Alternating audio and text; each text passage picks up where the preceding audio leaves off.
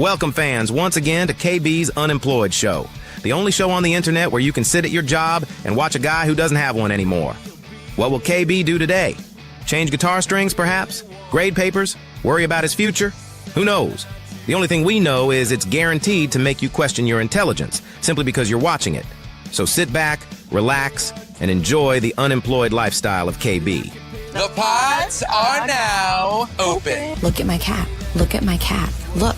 I like to study about the world cities and airports. KB brings just great instincts. That's what you love about him. That boy ain't right. If Andy yearns for Brenda and Brenda cares about Charlene, who pines for Andy, the three of them form one of these. Kara. What is it, threesome? No. Taste the biscuit. Taste the goodness of the biscuit. Lesbians. It's what makes a Subaru a Subaru. I don't mind a bit of bush. 37 in a row? Shut the f*** up, okay? Shut the f*** up. Do you want to start drinking? Yes. You know I'm going to have to go for 420, Bob. Cheez-Its! Cheez-Its! Cheez-Its! Light this candle. He's right. Let's light this candle. Light the candle.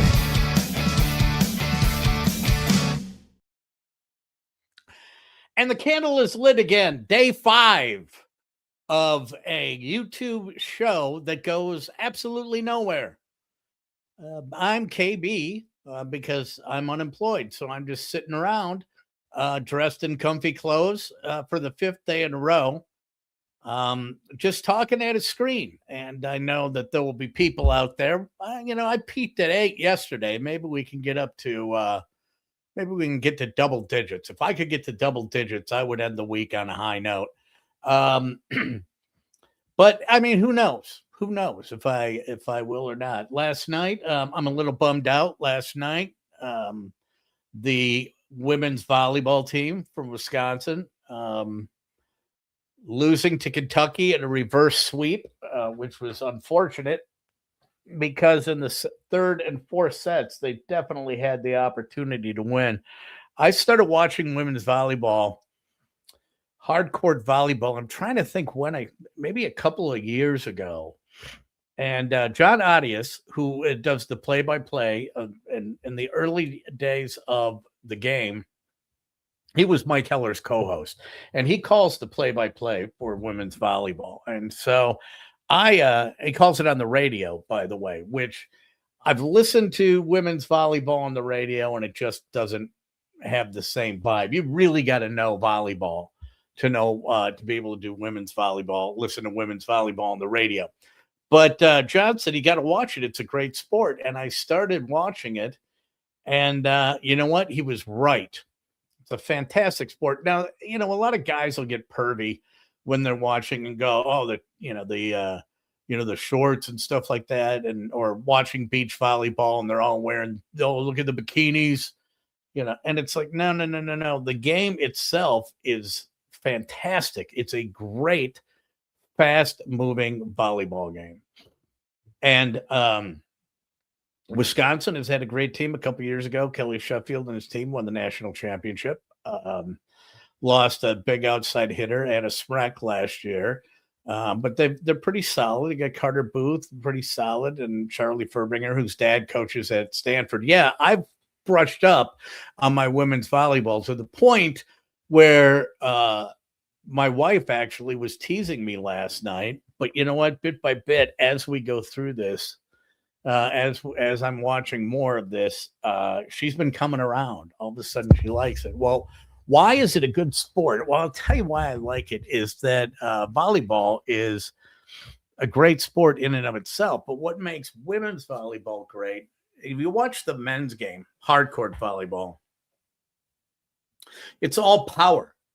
Wow, I'm down to 0. So I'll just keep going anyway. Because I really don't care. I'm going to do this for an hour, no matter who's here or who isn't. The men's game is all power.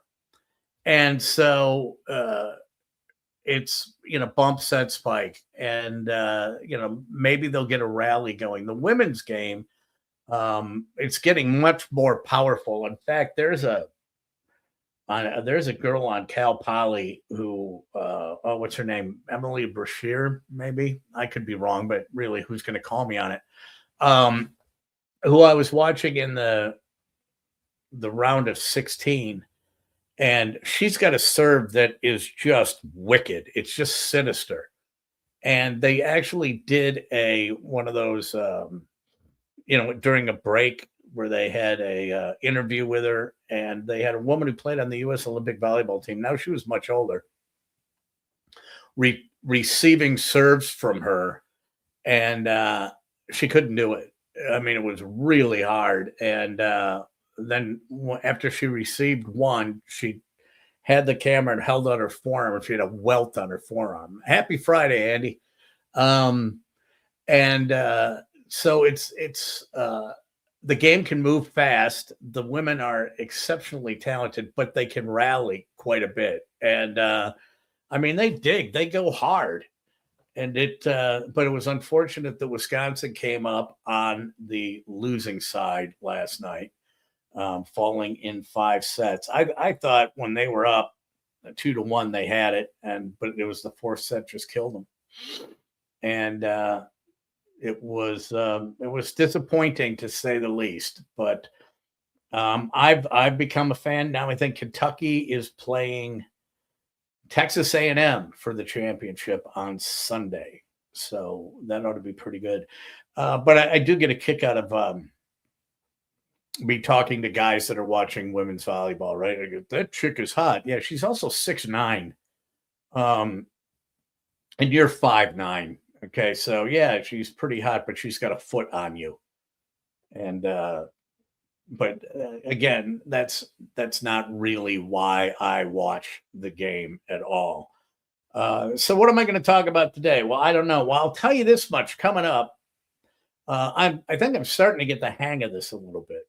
Whether or not anyone ever wants to tune in and see me, it really doesn't matter that much to me, because quite simply, I'm just doing this to brush up my chops in the case that I may end up somewhere else in the future, and I have to do stuff like this on YouTube. I've got, my problem is I get the shifty eyes of a serial killer, and I've got to wear glasses, and I've got this reflection. I'll have to figure it out. That's why I'm not a professional.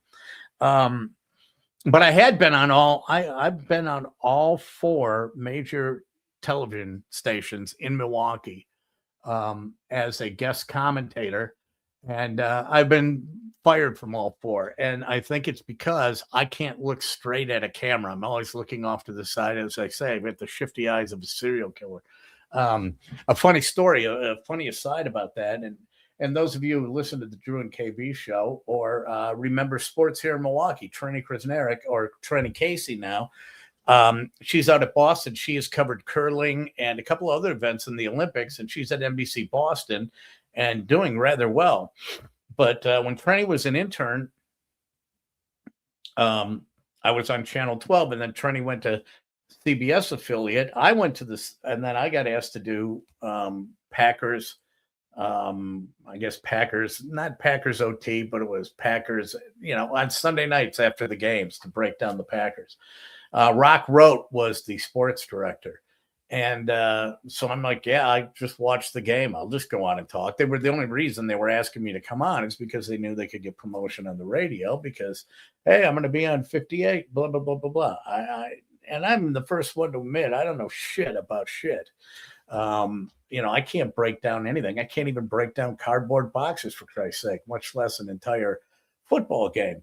But I'm over on 58. And it was the year that CBS picks up, get this, CBS picks up the rights to broadcast the NFL. Outstanding. That's pretty cool. And Rock Rote, who was the sports director at the time, gives me a call. And he says, hey, first game, I remember this was the Oakland Raiders. He goes, first game, hey, we're going up in the van. He goes, we're going to do the pre-game. We're going to do it from the sideline. And I'm like, oh, that'll be pretty cool. I get to go down on the field, during warm-ups before a Packers game. That ought to be pretty cool. And so I'm just riding along like doop-de-doop-de-doop-doop, whatever's, hey, let's go. It's going to be fun. It's going to be up at Lambeau. Look at that. I got a free jacket. And we're down in the we're on the field, and it would be the northeast corner of the end zone. And right behind me are all the Raiders players, and they're punting. The punter is right there, and then got the lineman right there, which, I'd love to see one time in a pro game. I'd love to see all the pros have to come out and get on the side, on the yard lines, and do, crunches and stuff like that you would see them doing, football teams do in high school. But I digress. So I'm just looking around, like a tourist, staring up, going, "Oh, this is so cool. I'm down here." And Rock Rote looks at me, goes, "Okay, here's the breakdown of the show." Oh, okay, well, whatever. He goes, and they call them like A block, C block. I don't even know how that works. Drew would know. And they're going to break down the show, right? And he goes, I'm going to start. We're going to do the intro. And then we're going to throw it back to the studio where they're going to have a prepared piece on that we're going to roll on the history of the Packers rivalry with the Raiders and talking about Super Bowl II. It's like, yeah, okay. Then, then we'll go to commercial break. Then when we come back, I'm going to throw it to Trenny, who is going to break down the offense. And it's like, oh, okay. And, Trenny will do that for a couple minutes. And then I'm going to go to you, KB, and you can break down the defense. Like, what? Break down I don't even know who half these guys are. I'm just down here on the field because you told me I could come and get $100. And so there's no turning back because this is going live. So what I ended up doing, I just remember I said that, this is the Raiders, hard, something like, Raiders have a reputation of playing hard-nosed football. That's the Raiders way, yada, yada, yada, blah, blah, blah, blah, blah. And, that it's going to be the running game. So they're going to have to, the Packers are going to have to establish the running game against and control the offensive line of scrimmage. I just gave every bullshit cliche that you hear on every sports talk radio show. And then shortly thereafter, I was relieved of my duties there. But the point is, I have the shifty eyes of a serial killer, and I have glasses that reflect, and I really don't know how I'm going to fix that, but hopefully I will do that. But hey, I've only got a week in on this gig. So someone was asking me, they had watched it, and someone was saying, "Why are you doing this?" And as I said before, I'll be perfectly honest. We've got this YouTube channel that Drew and I were using, and the way the algorithm works on YouTube and everything is once you stop posting, then you kind of fall out of favor with the YouTube people. So you got to keep constantly putting content up. So I'm not going to do a 4-hour show like you have to do on the air, but I am going to sit here and talk to whoever wants to talk back. You can even here, let me do this. I learned how to work this. This would be cool. There we go. Got a banner. Do you want to co-host the show? Just go to drewandkb.com and fill out the contact form with your contact information and one sentence describing why you would make a good co-host.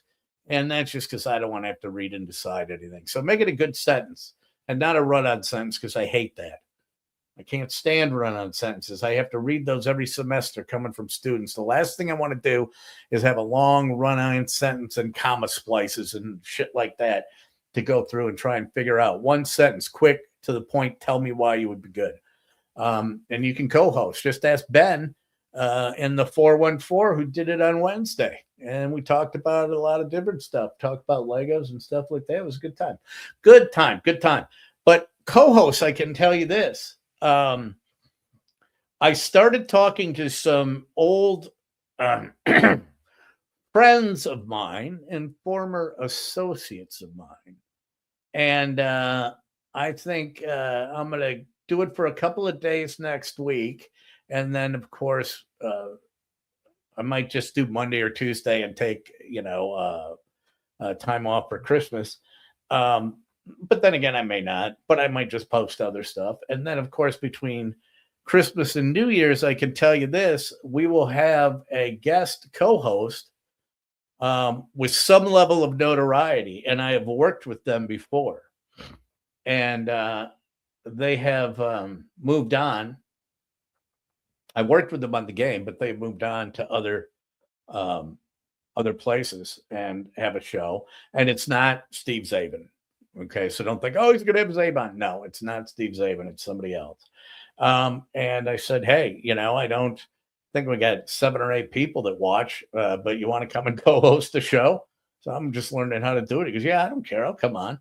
And I said, well, give me a topic that you never get to talk about. And that's what we're going to do. If they are sports people, we're not going to talk about sports. If they're musicians, we're not going to talk about music. Well, no, we're going to talk about music. But now I'm starting to line up some guests. So this hour shouldn't be as painful. I'm going to get someone to do some of the heavy lifting for me and take some of that weight off of my back, if you will. But today, if you go and you see, I've been doing those, and that's another thing you have to do with,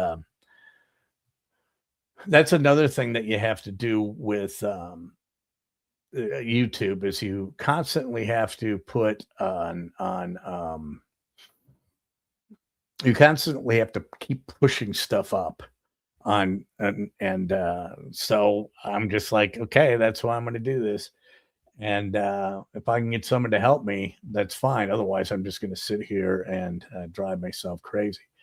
But today, if you look at those thumbnails, you saw my topics for today are going to be an actual meeting that I had. Well, not a meeting per se, but my interaction with a member of the Genovese crime family in the Bronx. And I'll break down the whole story with the mobster and a guy, Andy Muscles, the bartender. And yep, that was his name, Andy Muscles. Johnny Vegas, who is not Italian. We just call him Johnny Vegas to protect his identity. A guy named Connecticut Hank. And Joe, I'm trying to think, Joe, what's his name? He was Johnny Cakes in The Sopranos. And it was just that I was at a meeting. It was the weirdest thing. And then Patsy Perillo, who owns Pasquale's Rigoletto in the Bronx. And this is where this all went down.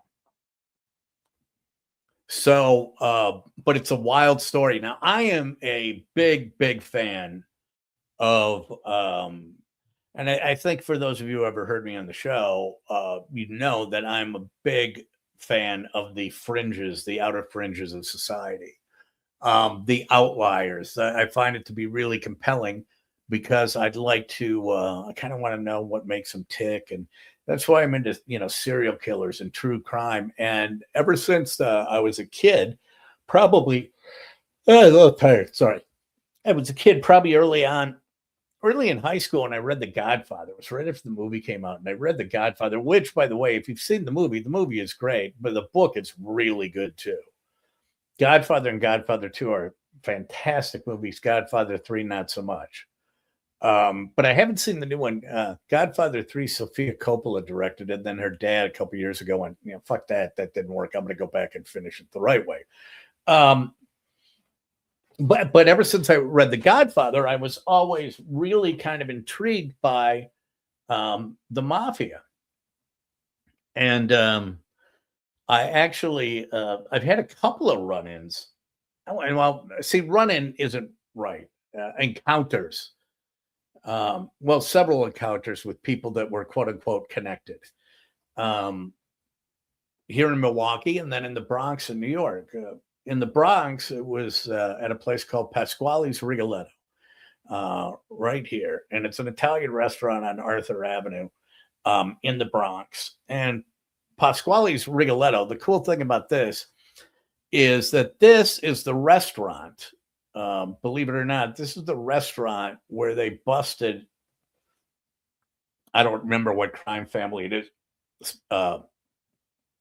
particularly, but this was the restaurant that was bugged when Donnie Brasco was undercover, and they brought down the mob in the late 70s. It was in this restaurant, Pasquale's Rigoletto. And but I'm going to start in Milwaukee here with my interactions in Milwaukee. When I was doing stand-up, my agent, who was just an absolute wonderful woman, Roz Turner, and Roz was, in Milwaukee, when you apparently you grow up, and a couple of my good friends were Italian and grew up on the Lower East Side, and that's where the Italian communities were in Milwaukee.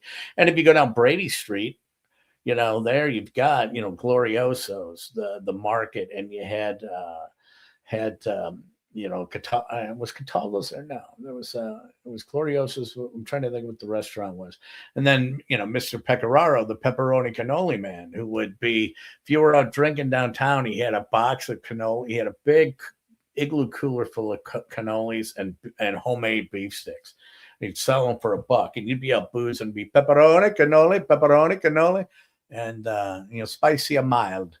But Roz was my agent. And there's a place on Farwell? Yeah, place on Farwell called the Shorecrest Hotel. And the Shorecrest Hotel had a bar in it, and the bar is called Snugs. And when I was doing stand-up at the Comedy Cafe, Roz, when the major headliners would come in, Roz would take them to Snugs and she would get seats at the show for the ones that the proprietor of Snugs, the owner of Snugs, wanted to see. And the owner of Snugs at the time was Joey Balistreri, Frankie Bell's son. And Frank Balistreri was, well known. And I'm not speaking out of turn. I don't know any secrets, but I mean the movie Casino, and we played a big role in that, and I think they controlled all the cigarette vending machines in Milwaukee. I'm not exactly sure, but after the shows, when these people would come in, it's like, okay, Joe wants to see him, we'll go down to Snugs, and we'd sit in Snugs, until it closed, and got to be. I wouldn't say a regular there, but I was a regular on Saturday nights after the stand-up shows. And there were great people that we brought in there. Daryl Hammond, we brought in there. Dice Clay, we brought in there. Joey was going crazy when he met Dice Clay. So here we are, I'm rubbing elbows with made men, which was just weird because I was, such a, I find, the whole organized crime seemed to be very intriguing. And, but I mean, I'm behaving myself. It's no big deal. But one of the wildest things that happened to me here in Milwaukee was when, Frank Balistreri died, the father. I mean, and he was the man. He was the guy. He was the Don, if you will, of Milwaukee. And so when he passed, Roz calls me up and she goes, Kevin, we have to go see Joey Bell. And I'm like, what? Because Roz went to high school with him. He goes, Frank, his father died. We have to go down on Friday afternoon, and they're having a wake at Snugs, and we've got to go down there to Snugs and pay our respects. So now the Don of Milwaukee, passes away, and I got to go pay my respects. I don't even know. I don't know the guy, but I have respects to pay, according to Roz. And I did. And it was, it really was like walking into, it really was like walking to that club in Goodfellas. I mean, they had the tight collar, with the tight tie, that pin collar, a lot of gold nugget pinky rings and everything. But you go and you just mind your own business. You don't want to get involved. I didn't see anything. But it's, it was pretty cool. I mean, hey, anyone can do what they want to do. I'm respectful of that. I'm respectful of people, especially those who may have no fear of retaliating against someone who might have done something wrong. So I was very well behaved. Then fast forward probably about, I don't know, this might have been 2015, probably about 10 years ago. I'm in New York. This is the story. I'm in New York, and here we go. Andy says, my good friend years ago said Milwaukee mob was feared more than almost any other. Is there any truth? Like I said, I don't know. I fear anyone, but I think if you watch, Casino, they don't mess around. I mean, I can't tell you down at Brady Street, Giovanni's. There was, which is an incredible Italian restaurant. But you had Giovanni's and you had Libby's, was a bar across the street. Dennis is one of the nicest guys you would ever want to meet. He owned it. He was a bartender. We spent a lot of time in there. But I can't remember the name of the, I guess you could say the maitre d' at Giovanni's, but he only had one arm. And must have gotten into trouble because all of a sudden he showed up dead. So I don't know. I don't want to know. But anyway, to get to the story of New York. So I'm at with Johnny Vegas, and I'm at a meeting with Johnny Vegas. And we're at a meeting in Jersey. Ben and Andy, it's just the two of you today. I don't care. I'm just going to tell stories. You're going to get sick of me eventually. But as I said, starting in a couple of weeks, I'm going to bring guests in, and this will actually start to take hold and be the substance of a show. And I'm probably going to stop doing Fridays because no one wants to sit and listen to this bullshit on Fridays. But anyway, back to my story. So I'm in Jersey, and we're at a meeting with Johnny Vegas and I, and we're at a meeting. I'm not going to tell you who the client is. But there are three of the guys who I can tell are they're contractors with this client, if you will. One guy's name was Don, not the Don. One guy's name was Don. The other guy's name was Connecticut Hank. And Connecticut Hank is a little guy. He kind of looked like Jay Glazer in a way. He was built like that. And so we get done with the meeting, and Connecticut Hank says to Johnny Vegas and I, and Johnny Vegas's wife, who is the primary contact, says, "Hey, we're going over to we're going to go over to dinner at Pasquale's Rigoletto on Arthur Avenue in the Bronx." And I don't know if this is true or not, but there's Pasquale's Rigoletto again. But someone said that was and it was someone who was there that night said, yeah, this is the street that Chaz Palminteri, when he wrote A Bronx Tale, it was about this street. It's about a 3 or 4 block area. And right down at the end of Arthur Avenue is Fordham University. And he says, Hank goes, we're going to go to the Rigoletto on Arthur Avenue in the Bronx. And it's like, okay. And he goes, and we'll see you there. He goes, park around in back, and there's a parking lot there, and you can park there. He says, if anyone says anything to you, just tell them you're with Connecticut Hank. That should have been the first red flag. It said, okay, you're with Connecticut Hank. We didn't think anything of it at the time.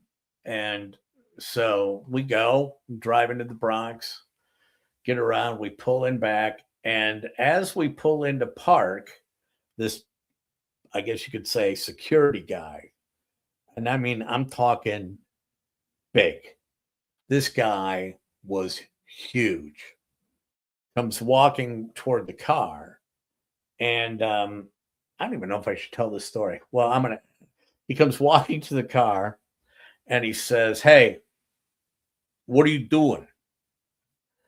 And Johnny Vegas's wife goes, oh, we're here with Connecticut Hank. He goes, okay, we're parked right over there. That's fine. So now we know Connecticut Hank has got some pull, right? He's got some, he's got some juice at this place. So we walk in. Well, we come around the back of the block and we get up to the front here. We're going to go in right here. But then right by the door is a guy standing outside, and he's got a flip book.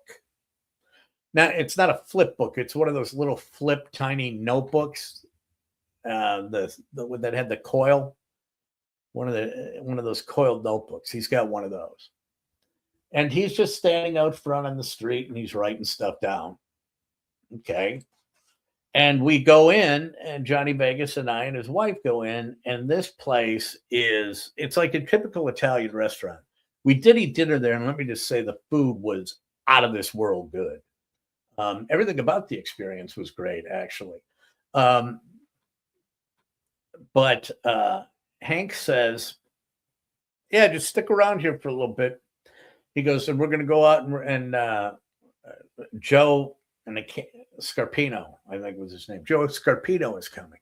I think it's a name, not sure. Doesn't matter, but he was Johnny Cakes in The Sopranos. He's coming to dinner. Okay. So now this is going to be a really true Italian family type dinner. And so we're in the front part, and it's a very small bar. As we walk in, and if you go into a regular bar, and there are TVs that, you go into a bar, you get TVs up, and they always have ESPN or something.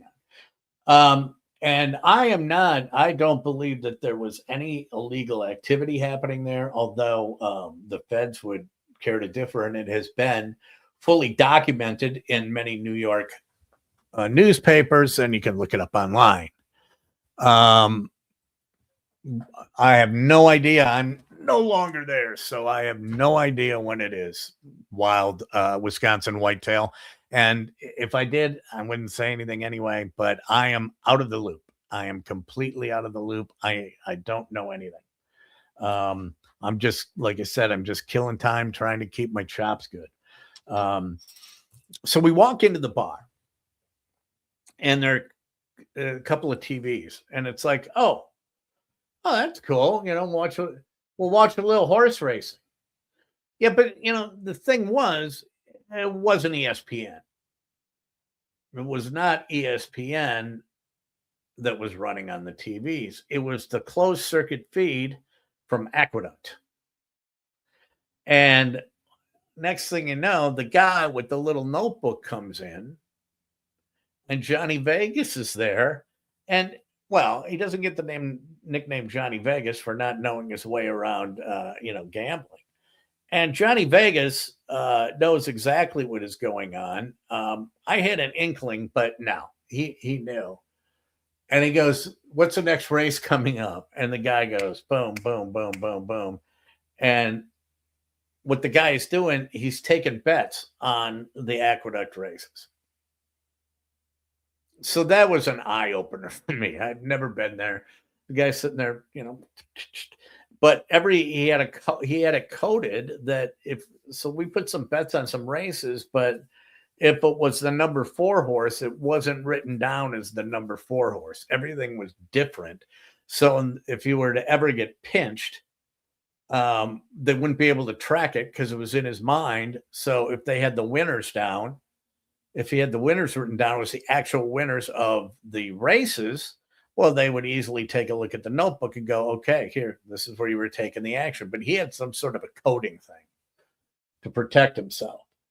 But so we're just sitting in there, and, we're having a beer with Connecticut Hank, and he's telling us stories about, growing up on Arthur Avenue and everything. And it was really kind of interesting. And then I looked down at the end of the bar. And sitting on the end of the bar is a guy who's sitting there quietly, and he had like I don't know, might have been one of it's one of those little Italian snifters. Maybe there's some grappa in it or something like that. And that comes into the story later. So he says, So he's just sitting at the corner of the bar, and I have no idea who it is, but this is a big guy.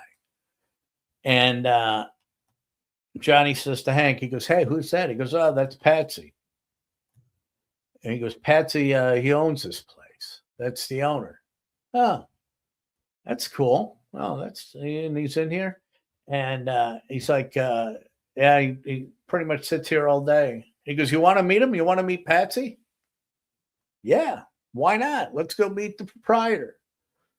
So Hank takes us over, Johnny Vegas and I, and Johnny Vegas's wife, and says, "Hey, Patsy, these are my friends." And I mean, he has got these mitts. Here, let me do this. Let me show you a picture of Patsy. I got 3 of them here. There he is. And that's actually in the restaurant. That's Dominic Chianese, who was also one of the heads of the families. And yeah, I had this big mural on the back wall. I'm down to 1. So apparently the mob story is scaring somebody off, or people aren't just interested. I don't know if it's Ben or Andy who's still around, but hey, thanks for sticking around. You can leave too if you want. Anyway, so that's Patsy, and Patsy has got these big mitts for hands, and we shake his hand, and I mean, it was just dwarfed.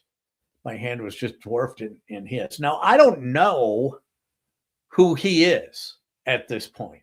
I have no idea who he is at this point. And he goes, hey, do you guys like cheese? You guys like some cheese? And we're like, yeah. And he goes, I got some great cheese here. And he calls the bartender.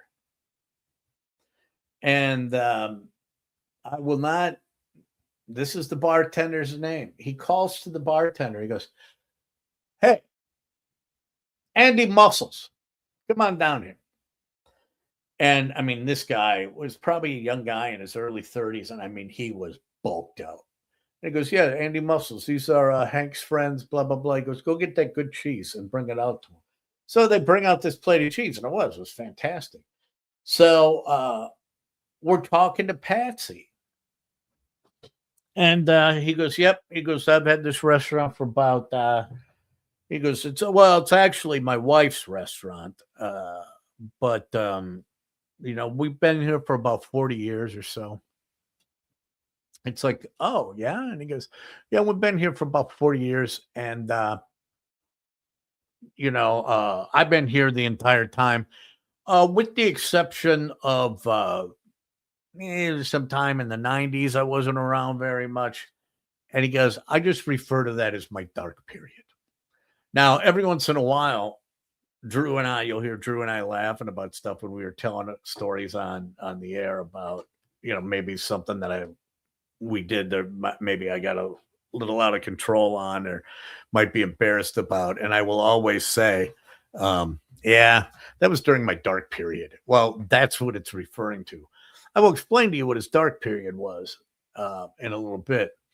But he goes, "Yeah," he goes, "with the exception of my dark period. But, I'm back here now and everything's good. And you like the cheese?" "Yeah, we like the cheese. It's fantastic." So we're drinking wine and eating cheese. Good Italian wine, too, by the way. And eating cheese. And now in an Italian restaurant, there are, pictures all over the place. And I'm looking at all the pictures on the wall. It's like every single news anchor. You go into any Italian restaurant that's a true Italian restaurant, the owner has their picture taken with everybody who walks in. And there's probably, I'm sure, Tom Dreesen and Tony Bennett and all the regulars are in there. Now I'm sure the wall's covered with Sopranos co-stars and James Gandolfino and all of that. But so I'm looking around. I'm like, this place is amazing, right? And Johnny Vegas taps me. And he goes, "Watch this." He goes, "Watch what Patsy is doing." It's like, okay. Down at the end of the bar. And what's happening is people are coming in. And they're handing Patsy envelopes. "Hey, Brett from Franklin." And they're handing Patsy white, thick envelopes. And Patsy is taking the envelopes and he's opening them, and he kind of looks in them and kind of like does, goes through and does his fingers like that. And then he sends the guy and he puts the envelope aside. Probably about 10 minutes later, another guy comes in, hands him an envelope, the same thing, puts it aside. And and I'm watching this and I'm like, oh boy. And Johnny Vegas looks at me and goes, man, you see those envelopes? And I just said, no, I don't see any envelopes. I have literally no idea what you're talking about. I do not see an envelope anywhere. And yeah, I mean, what's happening is that the guys, all these people from the neighborhood are coming in. It must have been the day to collect, and they're paying Patsy his protection money. So, so now, I mean, I'm just like, oh man, okay, we are in the middle. This is the belly of the beast. I mean, this is not the movies. This is real, and we're not going to get in trouble because, like I said, we're really respectful. But okay, now I know for sure that this is a mob joint. Well, Patsy on the end of the bar, this guy right now, where is he? Patsy. Let me put him up again. Patsy sitting at the end of the bar, Patsy Perillo. Upon further investigation after I left, Patsy was a capo in the Genovese family. Now, capo is way up the food chain. Okay, you have, if you go and you see those mob charts, right? It looks exactly like a hierarchy that you would have, a chart of hierarchy and of a job, president and all this stuff like that. Well, up on top, of course, you have the Don. So the Don is up on top. Then you go, and then it kind of comes off, and then you always have the consigliere over on the side. He's always off to the side.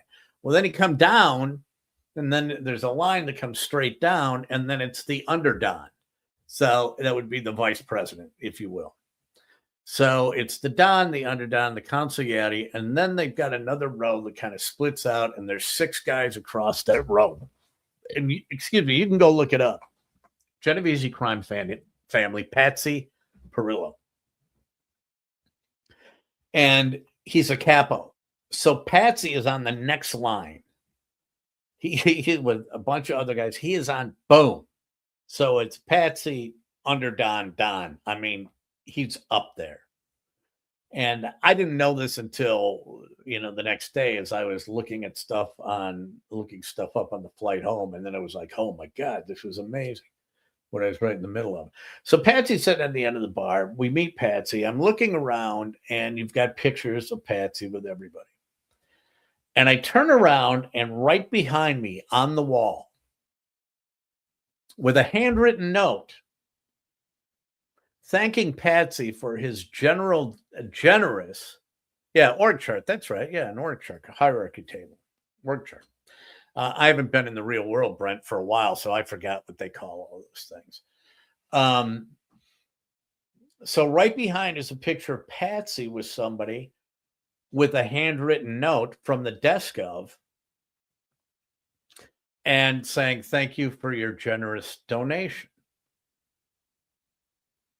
Who was that with Patsy? Now, I had met this person before, too. Because he was in Milwaukee and he went to New York. And who was that guy with Patsy thanking him for the generous donation? Cardinal Dolan. And I turn around and I look and I'm like, fucking Cardinal Dolan is on the wall of the Rigoletto with Patsy Perillo. And all of a sudden I'm like, yeah, I guess there is a connection. KB's current org chart is brought to you by Crayola. You're absolutely right, Benny. So now I'm just like going, this is just mind-boggling because we're sitting here and you got a guy that's, I knew he was made. I knew he was connected. I didn't know how connected he was. And then you got Andy Muscles behind the bar giving us cheese. You got Connecticut Hank. I'm with Johnny Vegas, who isn't Italian at all. But we weren't going to have dinner for a while. And Patsy calls us over. And he beckons us with Connecticut Hank. And he says this line. He goes, Hank, why don't you take your friends out? Because they had a little Italian market down the street. And I ended up getting one of those, I'm not exactly sure what it was, but it was an Italian, it was a cured Italian meat. It was freaking out of this world good. And he goes, take them down there. And he goes, why don't you take them down there? And I like that cheese so much. And, go down and then show them around my neighborhood. Not show them around the neighborhood. Hank, why don't you take them out and show them around my neighborhood?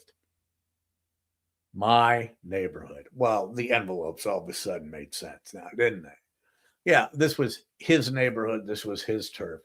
So we go out and, Hank, the generous Hank, and this guy, I loved him because I was with him at a Yankees game a couple months later. He was one of the best guys that you would ever want to meet.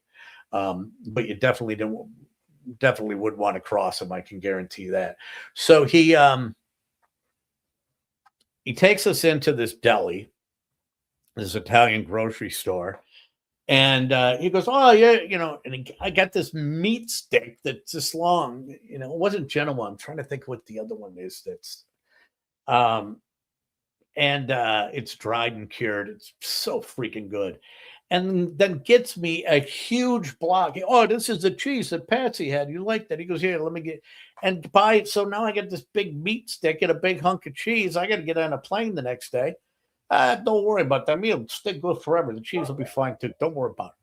So we go walking around the neighborhood. We go back to the Rigoletto, and the guy from The Sopranos comes in. We're going to have dinner with him, right?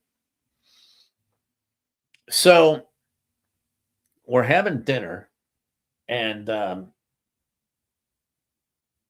Hank, no one's going to find Hank, so I can tell this story. There's probably 10 of us there. And Hank has a little wine. And he's like, hey.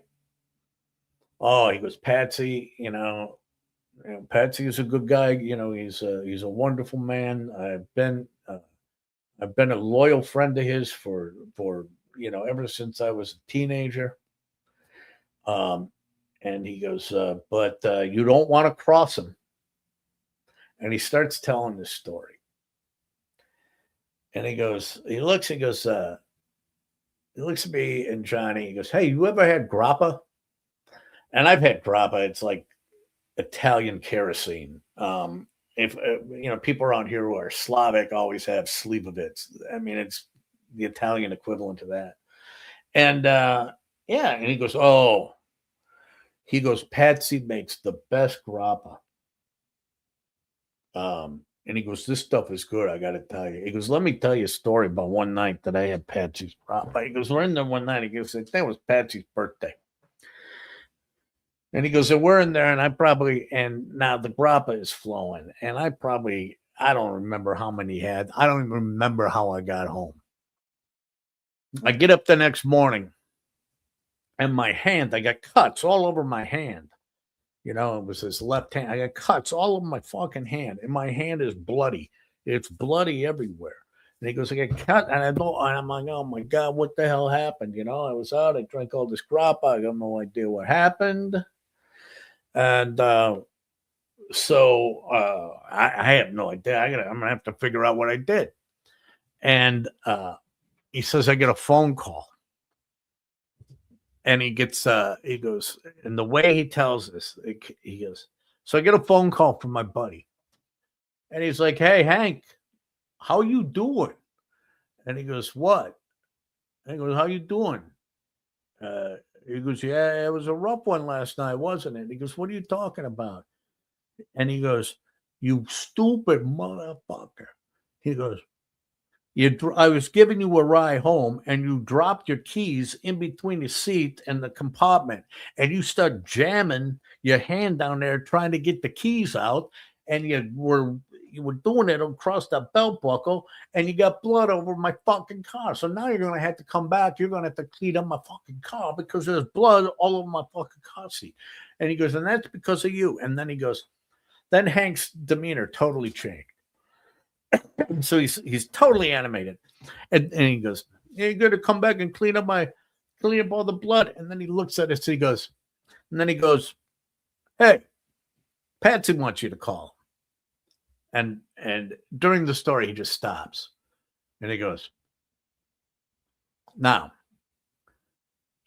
Patsy don't give this number to nobody, because he gave him the number to call him at." He goes, You don't get you don't get this number from Patsy at all. He don't give you this number. And he goes, "Oh my God." He goes, "Patsy," he said, "I don't know, but Patsy's not happy. You're gonna have to give him a call." And Hank goes, and he used this phrase. He goes, "That's it. I'm going down the one-way stairs." It's like, what? He goes, "Yeah, I'm going down." He goes, "You know, it's saw where Patsy was sitting down in the basement. That's what we call it, the one-way stairs." He goes, "I figured this is it. Patsy wants me. I did something. I don't know what I did. I'm going down the one-way stairs." So what I do is I call my wife and I call my son, just talk to him. I'm not going to tell him that Patsy wants to see me, but I'm going to talk to him, say, "I love you guys, and, you mean the world to me, because I don't know if I'm coming back because I'm going down the one-way fucking stairs." And he goes, so I go back to see Patsy.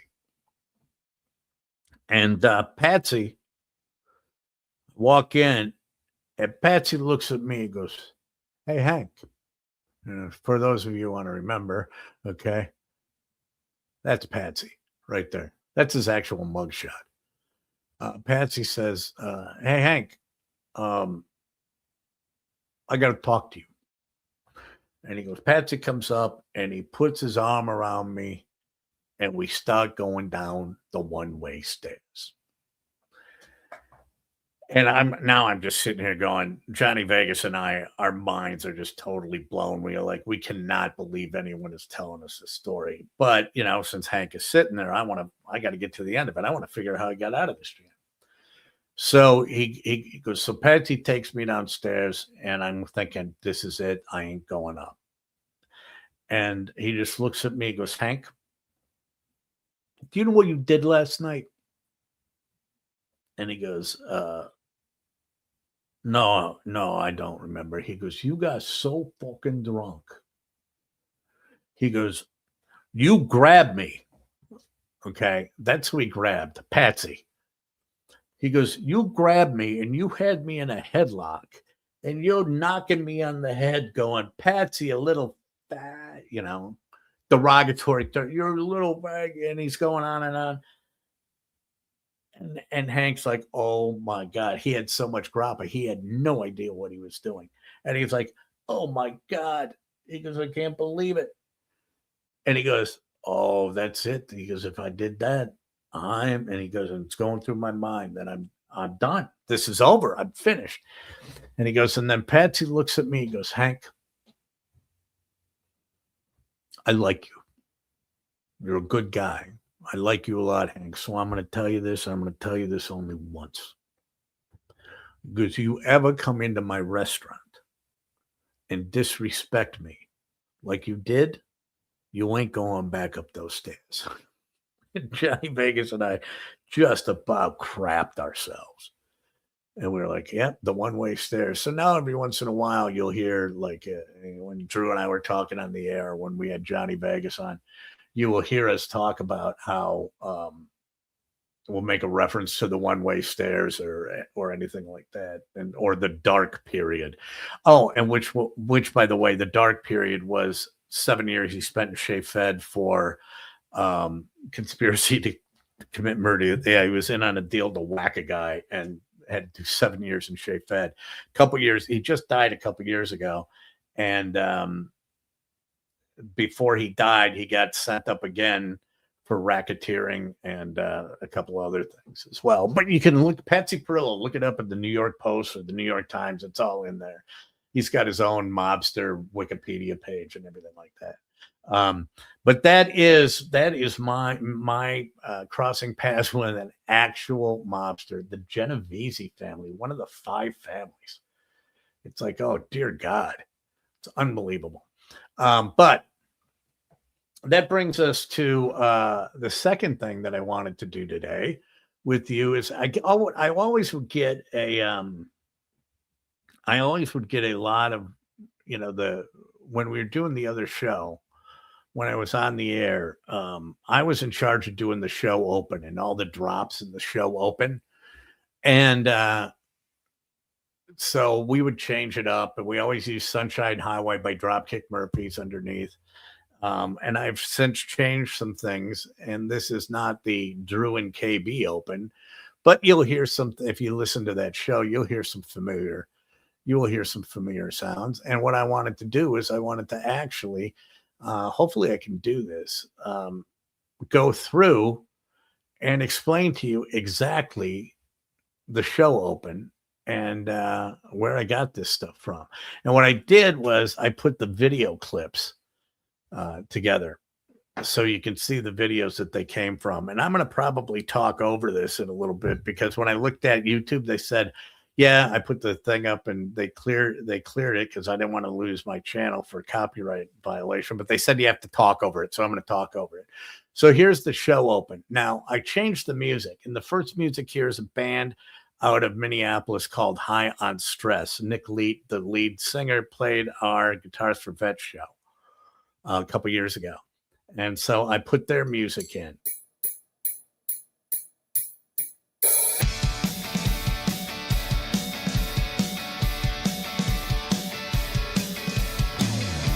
Welcome, fans, once again to KB's Unemployed show, the only show on the internet where you can sit at your job and watch a guy who doesn't have one anymore.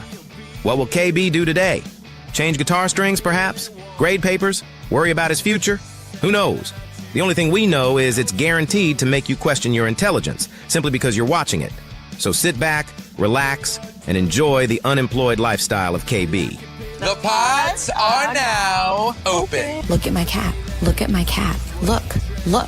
I like to study about the world cities and airports. KB brings just great instincts. That's what you love about him. Oh, that boy ain't right. If Andy yearns for Brenda and Brenda cares about Charlene, who pines for Andy, the 3 of them form one of these. Kara. What is it, threesome? No. Taste the biscuit.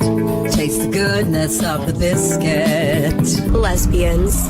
It's what makes a Subaru a Subaru. I don't mind a bit of bush. 37 in a row? Shut the f*** up, okay? Shut the f*** up. Do you want to start drinking? Yes. I'm gonna have to go for 420, Bob. Cheez-Its! Cheez-Its! Cheez-Its! Light this candle. He's right. Let's light this candle. Light the candle.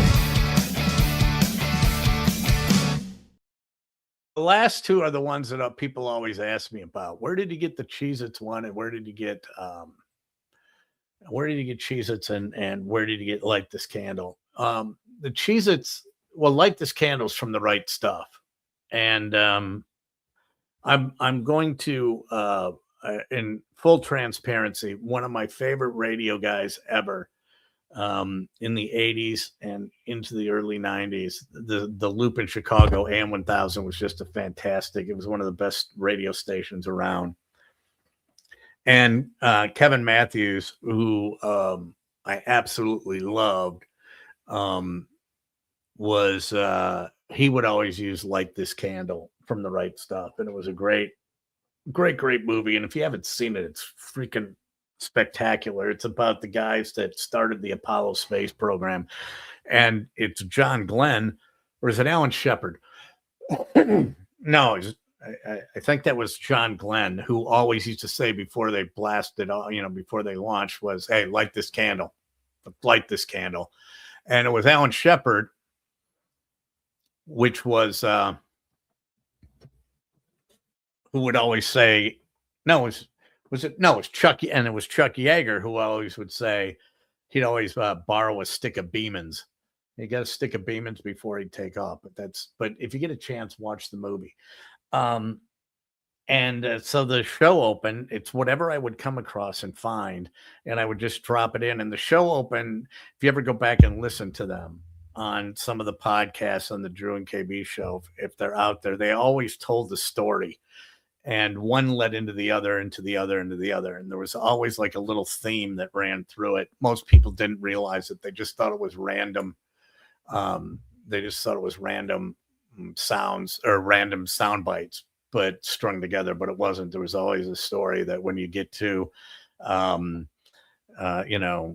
lesbians in a Subaru, then it goes to I Don't Mind a Bit of Bush, to Clerks, which was a great scene in Clerks, which we did have to edit. If you've seen the movie Clerks, yeah, Gold Red Sun, yeah, Jimmy Shorts, get out of here, you nutwad, you jackwipe, you big nut, you jackwop. That you would, Clerks was when he found out the number 37, and in a row, he says, my girlfriend sucked 37 dicks. Well, obviously I took the sucked part out and the dicks part out, but then the guy who just walked up to the counter went, in a row, which is just freaking hysterical line, Kevin Smith. But that is the show open. And since I departed, they have not been using the show open because I had all the master files, and they would have to rebuild the whole thing to take my name out of it. So, but if I ever return anywhere, that is going to be I consider that to be that's my creative property. And the show open was as much a part of the show as the actual show was. So I'm just bringing it over here, and I'll change it up. I just have fun doing it, and so that's why that's the show open, and that's how it breaks down for the one that's being used right now. Now, before we end the show, I always end the show with one thing, and that is, why am I not able to find the media assets here?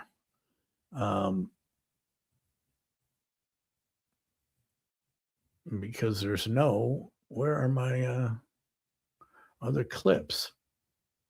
There's something wrong with my computer that I can't get my other media clips up, because I had all my, those are my video clips, but where are my,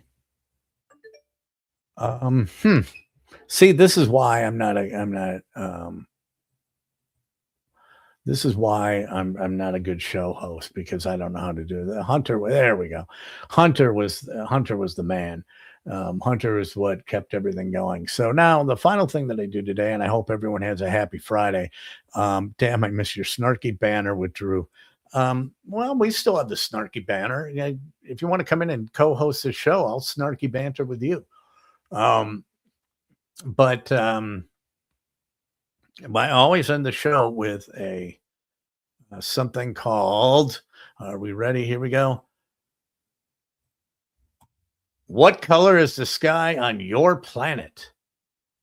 And I find a story, and I'll share it with you, at which point you're going to go, God, what the hell? What color is the sky on your planet? And for this story, it's a baseball story. And there was a Dodgers fan, and he caught Shohei Ohtani's third home run from Game 4 in October, from the NLCS Game 4 in October, when he had 3 home runs in the game. He caught the third home run. And, these guys are always going out, and when they do something like that, they're going to go sell it. I think a lot of the players, he hit 3 home runs. I don't think Shohei really gives a rat's ass out of keeping all the balls at all that he hits, but I'm not exactly sure. But he got the third home run, which people think is like the exclamation point on the greatest baseball game ever played. And that's because he also hit 3 home runs through 6 scoreless innings and 10 strikeouts, which is just, I mean, come on, the guy is the greatest to ever play, and I don't see how you can even argue that. I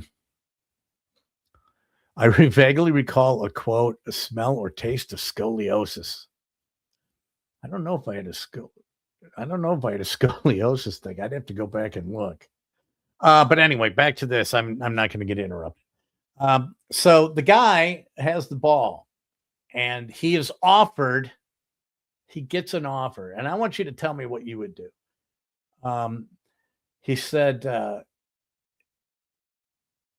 he goes, I was at the game, and he goes, you're not going to believe this, but I was kind of like asleep. Okay, so he was hammered drunk.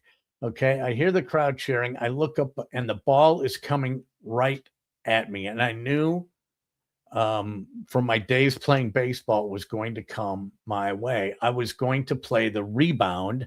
That's how I got the ball. He said a man by the name, last name is Golden, was the first guy to reach out. Ken Golden, and it's Golden Auctions. He was the first guy to reach out. So people were asking me to buy it right away. And he said crazy offers also ensued. And he said, I just kind of held off to make sure I made the right choice. He was also secretly hoping someone in Ohtani's home country might come forward with the deal for him. Not Ohtani, someone from his home country. So he was gonna scrape some money out of Japanese fans. And he said, it belongs to Shohei. It belongs to Japan. That's what I was waiting for. Okay, well, wouldn't you just give it to somebody in Japan or give it to Shohei if it belongs to him? No, but Ken Golden came up and from Golden Auctions, and he made him an offer of $2 million cash. $2 million cash for this ball. And he said no. $2 million for the ball. He said no. He said, no, I think I can get more. And what I'm going to do, he goes, I think it could reach the $4.5 million mark that Ohtani's 50th home run ball netted. And he said, I think that's, I'm going to wait it out and see what I could get. $2 million on the head, right there, cash. You can have it. No. And to Mr. Flores, all I can say to him is, what is the color of the sky on your planet, dude? What is the color of the sky on your planet? And that brings our show to an end today. Minute 7. I'm going to get this down to a tight 60. I do want to say thanks for you guys to hanging out. I'm just learning how to do this, and I appreciate that. Like I said, even if you were here, even if you weren't here, I'm still going to be talking at my computer screen, but it's nice to know that people are on the other side. Some of you are checking in on YouTube and sending your comments, and I appreciate it. Go to drewandkb.com, fill out the contact form. Ben hosted the show. Ben in the 414 co-hosted the show with me. I don't care if you want to co-host a show, go there, give me one sentence why you should co-host a show. And everybody here, have an awesome weekend. And as I always say, and this is my line too, always was, well, wasn't always, but always will be, make good choices.